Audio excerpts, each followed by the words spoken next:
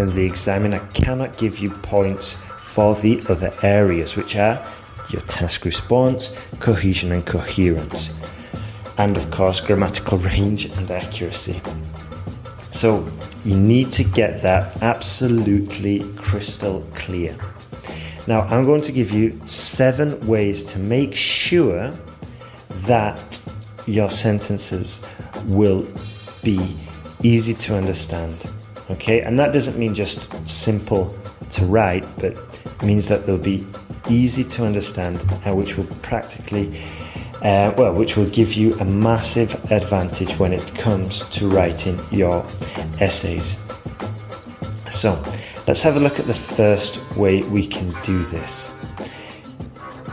Well, let's have a look at long sentences. Long sentences reduce comprehension for readers.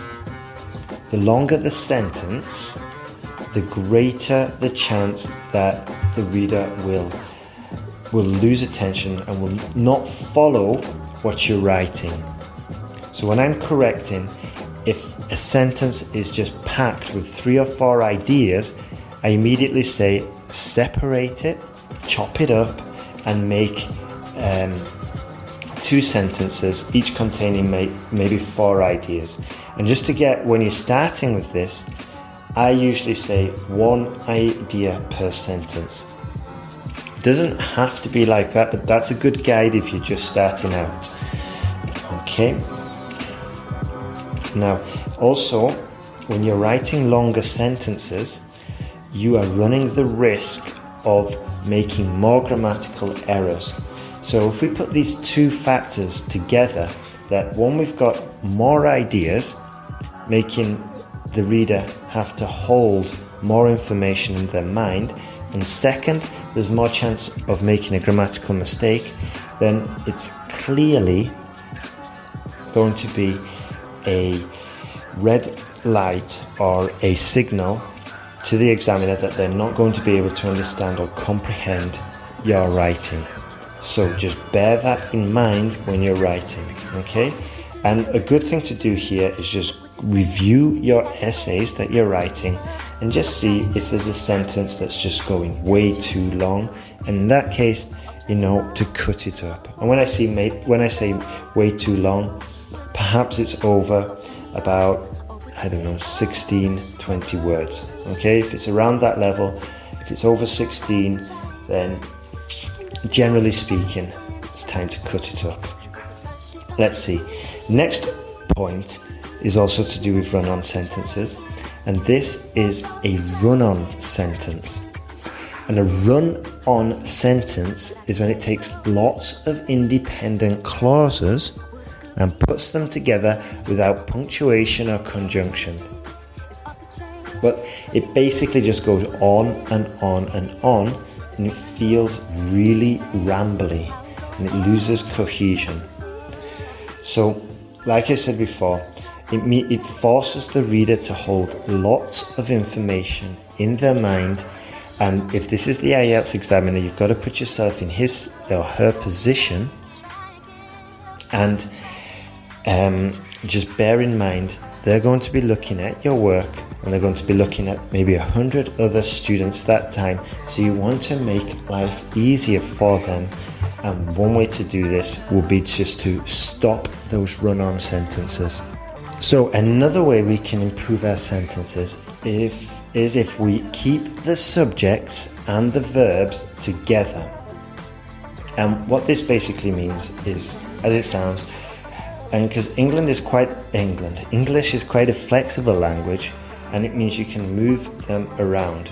However, for clarity, it's often better just to keep them together, the subject and the verb. So,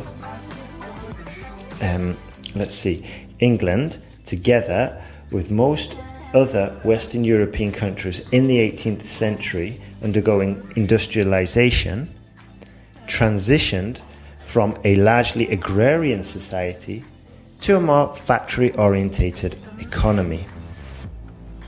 Now, here, the subject is England and the verb is transitioned from. But what we did is, in the middle, we put we separated the subject from the verb, and we said England, together with most other Western European countries in the 18th century undergoing industrialization, transitioned from a largely blah, blah, blah. Now, the correct way to do this, not the correct way, but an easier way, is just to put them together, and that would make the sentence sound like this. England transitioned from a largely agrarian society to a more factory-orientated economy, much like most other Western European countries in the 18th century undergoing industrialization. Okay, and we've just linked them together. England transitioned, and we didn't put that massive chunk of information between them. And it just flowed a lot easier and didn't have to wait until the end of the sentence to hear what England was doing. Okay? Now, I'll give you another example which will probably be easier to implement. And this is what happens very often in English is, like I said before, it's a flexible language, and you can put the reference to time practically anywhere in the sentence. However, if we separate the verb, the subject and the verb, it becomes difficult. I'll give you an example. So, for example, Dubai, in just a few years, has become a global hub for travel and business. That sounds okay. However, if we do this quite often, or if the reference to time is longer, then we can start creating problems. And what I would say is that we move the reference of time to either right at the beginning or right at the end. And this way, you're not only keeping the subject and the verb together, but you're also ensuring that it's at the right position and there's less chance of a mistake. So, not the right position, but just at an easy to read position. So a good example would be, for example, Dubai has become a global hub for travel and business in just a few years, or in just a few years, for example, Dubai has become a global hub for travel and business. So if you've got a reference to time, like I said, I think for clarity, you can either stick it at the front or stick it right at the end. Now, the next point is sentences can be heard. Okay, so they're not just related to the eyes, because when you're reading or when you're writing, you're obviously reading it and we're talking to that inner voice, the voice inside your head. So, what I'm trying to say is that it's not only the eyes that participate, the ears also participate. And basically, good writing sounds good when spoken. This is it's a lot trickier to implement, but what you could do here is either get a friend, a native speaker, to read through it, and if they flow, then you know you're onto a winner, you know it's good. But if they're stopping and kind of straining, then just try and highlight the words that they're straining with and see if you can rewrite it into a fashion where it's going to flow. And like I said before, shorter sentences, subject verb together, and no run-on sentences. These kind of techniques will definitely help you. And another point that will improve your sentences is variety. So, a good way to implement this technique is to make sure that each sentence is different from the last sentence you just wrote. So, maybe you can write a very short sentence and then a longer sentence afterwards. Okay? So, for example, I'll give you an example which sounds terrible. There are many countries that have banned smoking in public areas and have greatly increased the quality of life of their citizens. There are many other ways to improve a society. A government could reduce taxes and there would be more money for each person. Now, just using there are twice in a row, it just makes it boring, and the worst thing is, if you're using it right at the beginning, you can't even hide it in the middle of the sentence. So that's another thing. Sentence openings should not be repeated twice in a row. Okay? So once again, when you're reviewing your essay, just check, review it, and see that there is not more than one sentence with the same opening, especially if they are next to each other. Now, this is really important, and in the sentence guide, you'll learn lots of different structures to use, ones that will definitely pick up. Sorry, I'm just in a new place and it's all a bit crazy. But anyway, in the sentence guide, you'll learn lots of different structures which you can use and adapt and then incorporate into your writing. So if you find that you're struggling with a lack of structures, then you can get a lot of them and then just sort of like change the nouns and change the verbs, and immediately your writing improves. And it's just a couple of structures, there's actually more, there's a big range, but you just learn these structures and you'll see a massive improvement. Also, by linking these structures into the essay plan that Sentence Guide has, you will see a big improvement. Now, there's one other way that I wanted to tell you about for improving your work, and this is it's just what I've been talking about before, but I'll give you an example of the structures. So the idea here is that you learn one sentence structure inside out, and then, like I said before, you change the nouns or you change the verbs. Okay? And you can only do this maybe once, at a maximum twice per essay. Otherwise, you're going to be repeating the same structures. The examiner can't give you more points. But if you do this with a full range of different sentences, you've basically got yourself a very high scoring essay. So I'll give you two sentences that you could possibly use. And this is going back to the thing what I said before about mastering a sentence structure. And the tip here, okay, the secret here is just to master one of them. Maybe write it out 10 or 20 times, get feedback, and then once you know you've got that sentence structure under complete control, then you can start working on another one. Okay, but here's one of them. Here's a structure we're going to use. One of the most interesting features of put the essay topic and then is blah blah blah. Okay, and then what we're doing here is just mastering the structure.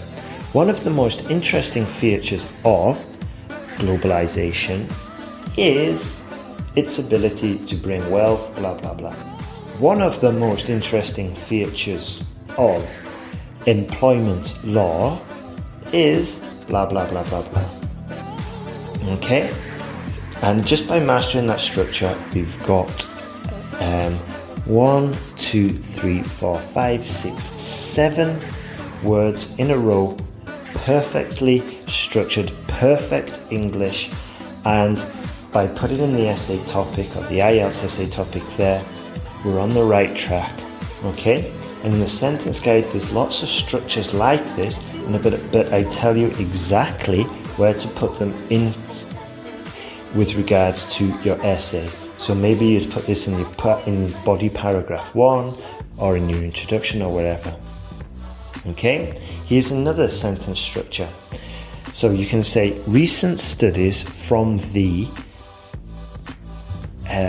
Pollution Institute in California, okay, or recent studies from the Employment Institute in Glasgow clearly demonstrate the connection between employment law and unemployment in a country, or whatever the essay is about, or whatever your example is about. okay? But this is another sentence that you could just master and write out about 10 or 20 different versions, just changing the nouns and just adapting it and playing with it until you get the whole sentence under complete control. And once you get that, it's just a matter of learning maybe 10, 11, 12 more sentences like that you've got complete control over. Put them in the right order and you're writing high scoring essays, okay? So that technique is called chunking, okay? And it's a technique also used which I used to use for teaching students to improve their speaking, okay? And by chunking with the speaking sense, what I told them is just using different techniques, different structures to get through the exam, okay? So maybe in a speaking sense, you could say something like, off the top of my head, I would say my best friend, blah, blah, blah. Okay, so a chunking example there would be off the top of my head. But anyway, we're using the same technique, but we're applying it to sentences. But with sentences, we have to be a little bit sharper and adapt them to the actual essay topic. Okay then, now if you're interested in improving your essays, what I'd strongly recommend is go over to sentenceguide.com and just have a look at the whole process there, and that's the course, and at the moment you can get the reading course for free as well. So I just strongly recommend going over there, and if you haven't signed up already, sign up to IELTSPodcast.com and you get lots more information and very popular tutorials about how you can improve your writing fast, how to boost your scores, and just lots more valuable IELTS tips, writing advice, and basically feedback and improvement if you're stuck in a rut or if you're just stuck at a certain bad level. Okay, my name is Ben Worthington. It's been a pleasure as always, and remember, just send me an email if there's a problem. Okay, all the best and have a fun week.